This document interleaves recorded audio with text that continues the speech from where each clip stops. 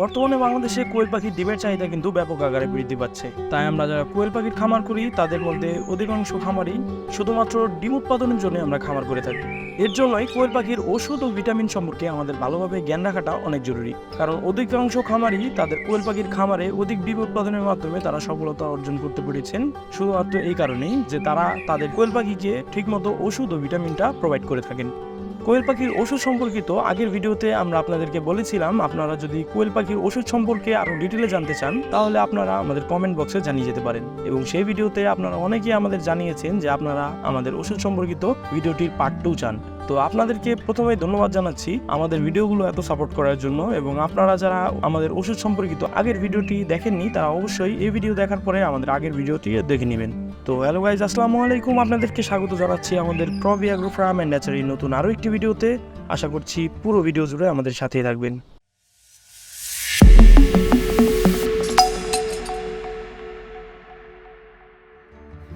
কোয়েল পাখির সম্পর্কে আমাদের যাদের একটু হলেও জ্ঞান আছে তারা হয়তো আমরা সকলে জানি কোয়েল পাখি সাধারণত সহজে কোনো রোগ হয় না। কোয়েল পাখির খুব শক্তিশালী একটি পাখি।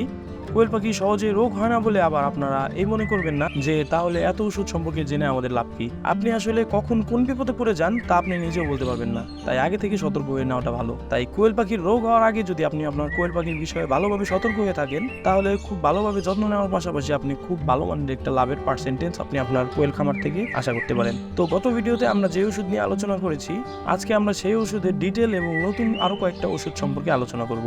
কোয়েল পাখি যে শুধু ওষুধ খাওয়ালে ডিম প্রোডাকশন ভালো হবে তা কিন্তু না। কোয়েল পাখির ভালো ডিম প্রোডাকশনের জন্য সবচেয়ে গুরুত্বপূর্ণ ভূমিকা পালন করে কোয়েল পাখির সঠিক খাবার। তাই যাদের কোয়েল পাখির খাবার সম্বন্ধে কোনো প্রকার আইডিয়া নেই তারা আমাদের এই চ্যানেলের খাবার সম্পর্কিত এই ভিডিওটি দেখে নিতে পারে।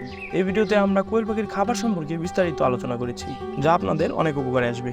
তো কোয়েল পাখির হ্যাচিং থেকে যদি আমরা শুরু করি তাহলে প্রথমেই বলতে হবে কোয়েল পাখির হ্যাচিং থেকে যদি আমাদের ঠিকমতো কোয়েল পাখির বাচ্চাকে যত্ন নেওয়া হয় তাহলে তারা খুব তাড়াতাড়ি ডিমে তো আসবেই এবং তার সাথে সাথে পুরো ডিম দেওয়ার জীবনকাল পর্যন্ত তারা ভালোভাবে ডিম প্রোডাকশন দিবে। তাই আমাদের প্রত্যেকটি খামারে বাচ্চা হ্যাচিং থেকে বাচ্চার কেয়ার নেওয়াটা অনেক জরুরি। কোয়েল পাখির বাচ্চা যখন আমরা হ্যাচিং হওয়ার পর কোয়েল পাখির ব্রুডিং করার জন্য আমরা ব্রুডারের ঘরে নিয়ে আসি, তখন ব্রুডারে আনার সাথে সাথে যেন আমরা সরাসরি তাদের খেতে না দিই। ব্রুডারে বাচ্চা দেওয়ার কমপক্ষে 1 থেকে 2 ঘন্টা পর আমরা তাদের জন্য পানির সাথে গ্লুকোজ অথবা লাইসোবিট মিক্স করে তাদের খেতে দিই। 1 থেকে 2 ঘন্টা পর আমরা এই কারণেই তাদের খাবার দেব যাতে তারা তাদের ব্রুডারের সাথে নিজেদের খাপ খাইয়ে নিতে পারে। লাইসোবিট বা গ্লুকোজ অথবা গ্লুকোলাইট দেওয়ার অন্যতম একটি কারণ হচ্ছে যেহেতু তারা সদ্য ফুটন্ত একটি বাচ্চা, তাই তাদের উপর দিয়ে একটি দখল বহমান। তাই তারা যাতে খুব তাড়াতাড়ি এই দখল থেকে বের হয়ে আসতে পারে তাই আমাদের গ্লুকোজ অথবা লাইসোবিট আমাদের পানির সাথে মিশিয়ে তাদের দিতে হবে, যার পরিমাণ থাকবে প্রতি লিটার পানিতে 1 থেকে 2 গ্রাম। লাইসোবিট ওষুধটি যে দখল থেকে শুধু বের করে আনে তা কিন্তু নয়, এই ওষুধটি আপনার কোয়েল পাখির রোগ প্রতিরোধের ক্ষমতাও অনেকাংশে বৃদ্ধি করে, যার ফলে তারা ছোটবেলা থেকেই সুস্থ থাকে এবং তারা খুব সহজেই রোগ প্রতিরোধ মোকাবেলা করতে পারে। এই ওষুধটি একটি পাউডার জাতীয় ওষুধ যার বর্তমান দাম বাজারে 80 টাকা, যা কিছুদিন আগেও দাম ছিল 60 টাকা। এভাবে ভিটামিন ও ওষুধের দাম বৃদ্ধি পেতে থাকলে আমরা কয়দিন খামার টিকিয়ে রাখতে পারবো তা হয়তো আমরা জানি না, তা হয়তো আল্লাহ তাআলাই ভালো জানে। যাক, জোকসে পার্ট।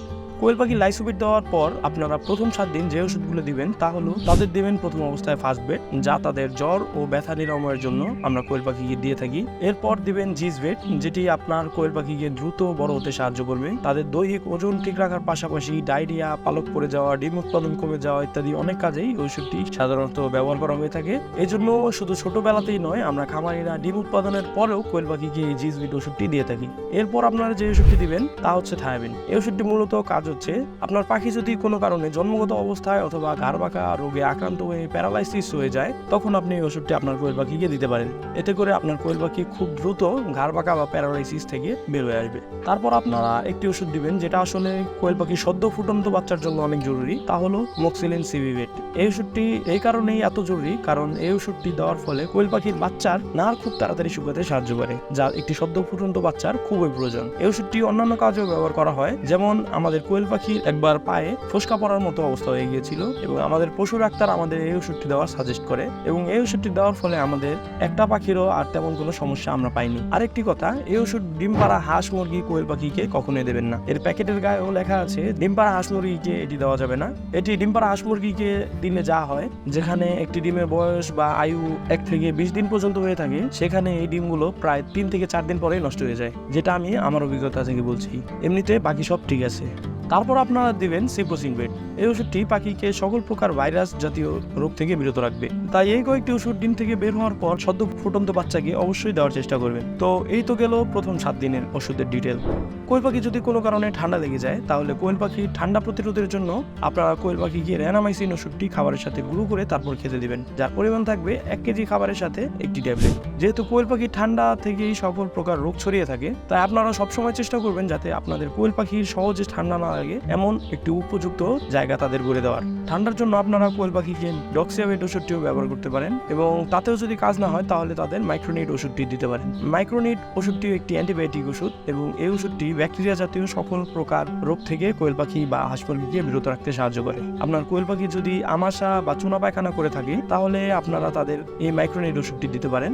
এতে করে আপনার কোয়েল পাখির আমাশা বা চুনা পায়খানা সেরে যাবে ইনশাল্লাহ। যেহেতু এখানে অনেকগুলো ওষুধে পাউডার জাতীয় ওষুধ, তাই এই ওষুধগুলোকে প্যাকেট খুলে রাখলে খুব তাড়াতাড়ি এই ওষুধগুলো নেতিয়ে যায় এবং এর পাউডার যদি কোনো ডিব্বা অথবা কৌটার মধ্যে রাখা হয় তাও এই ওষুধগুলো নেতিয়ে যায়। তাই আপনারা কোয়েল পাখির এই ওষুধগুলো সবগুলো এভাবে ভাঁজ করে একটি চিমটার মাধ্যমে ওষুধগুলোকে রেখে দিতে পারেন। এতে করে কোয়েল পাখির পাউডার ওষুধগুলো অনেকদিন ভালো থাকবে। এরপর আসা যাক কোয়েল পাখির ভ্যাকসিন বিষয়ে। কোয়েল পাখির বয়স যখন 30 দিন হয়ে যাবে তখন তাদের রানীক্ষেত ভ্যাকসিনটি করিয়ে দিবেন এবং দেখে নেবেন যাতে আপনার কোয়েল পাখি সবগুলো সুস্থ সবল আছে কিনা। আর আপনারা এটাও করতে পারেন, তাদের ভ্যাকসিন দেওয়ার 2 দিন আগ থেকে কোয়েল পাখিকে র্যানা WS অথবা লাইসোভিট ওষুধটি দিতে পারেন। এতে করে আপনার কোয়েল পাখি যদি অসুস্থ হয়ে থাকে তাহলে খুব শীঘ্রই তারা অসুস্থতা কাটিয়ে সুস্থ হয়ে যাবে এবং আপনি পরবর্তীতে ভ্যাকসিন করিয়ে নিতে পারবেন। আপনারা 30 দিন পার হওয়ার পর কোয়েল পাখিকে অ্যামাইনোভিট ওষুধটি দিতে পারেন। এতে করে আপনার কোয়েল পাখি দ্রুত ওজনে চলে আসবে। যেহেতু কোয়েল পাখি সঠিক ওজনে না আসা পর্যন্ত কোয়েল পাখি ডিম দেয় না, তাই আপনারা এই ওষুধটি কোয়েল পাখিকে খাওয়ালে খুব তাড়াতাড়ি ডিম দেওয়ার সম্ভাবনাও বেড়ে যায়। রানীক্ষেত ভ্যাকসিন করার পর আপনার পাখির বয়স যখন 35 দিন হয়ে যাবে তখন আপনি আপনার কোয়েল পাখিকে অ্যাভিনিক্স ওষুধ দিয়ে ক্রিমির ডোজটি করিয়ে নেবেন। এবং যারা জানেন না কিভাবে রানীক্ষেত ভ্যাকসিন অথবা ক্রিমির ডোজ করাবেন তাদের জন্য আমাদের এই দুটি ভিডিও দেখার অনুরোধ রইল। রানীক্ষেত ভ্যাকসিনের পর আরও একটি ভ্যাকসিন আছে যে ভ্যাকসিনটাও করানো অনেক জরুরি, যেটা হচ্ছে গাম্বরো ভ্যাকসিন। এটিও আপনারা আপনাদের কোয়েল পাখি করে নেবেন যাতে কখনো খামারে এই রোগ ছড়িয়ে পড়ে আপনার খামারের লোকসান গুনতে না হয়। এগুলো ভ্যাকসিন করিয়ে নেওয়ার ফলে পাখি তো সুস্থ থাকবে, সাথে সাথে আপনার কোয়েল পাখির খামারের ডিম উৎপাদনও ভালো পাবেন। এবং এর সাথে সাথে আপনারা যে ভিটামিনগুলো দিবেন তা হলো ক্যালপ্লেক্স, ইসেল এবং যেটাকে আমরা খামারের জগতের মানুষ মাল্টিভিটামিন বলে থাকি তা হলো AD3E। এটা অনেক কোম্পানিরই আছে, আপনি আপনার মন মতো যে কোনো একটি কোম্পানির ইউজ করতে পারেন। আমরা আমাদের খামারে যেটা ব্যবহার করি সেটা হচ্ছে র্যানাটা কোম্পানির, যার নাম হচ্ছে র্যানাসল AD3E। এই 3টি ওষুধ যদি আপনারা আপনাদের খামারে নিয়মিত চালান তাহলে কোয়েল পাখির দেহের শারীরিক ওজন, দৈহিক বৃদ্ধি এবং ডিমের পার্সেন্টেজ সবকিছুই ভালো পাবেন, যেটা আমরা আমাদের আগের ভিডিওতেও বলেছি। তাই এই ভিডিওটি আর বড় করলাম না, এই ভিডিওটিতে আমরা আরো কয়েকটি নতুন ওষুধ নিয়ে আলোচনা করেছি যেটা আমরা আগের ভিডিওতে করতে পারিনি। আপনাদের যদি ওষুধ নিয়ে কোনো প্রকার প্রশ্ন থেকে থাকে তাহলে আপনারা আমাদের কমেন্ট বক্সে জানিয়ে যেতে পারেন। তো পুরো ভিডিও জুড়ে আমাদের সাথে থাকার জন্য আপনাদেরকে অসংখ্য ধন্যবাদ। আপনাদের সাথে দেখা হবে আমাদের প্রবি এগ্রো ফার্ম এন্ড ন্যাচারির নতুন অন্য কোনো ভিডিওতে। ততদিন পর্যন্ত ভালো থাকবেন, সুস্থ থাকবেন। আল্লাহ হাফেজ।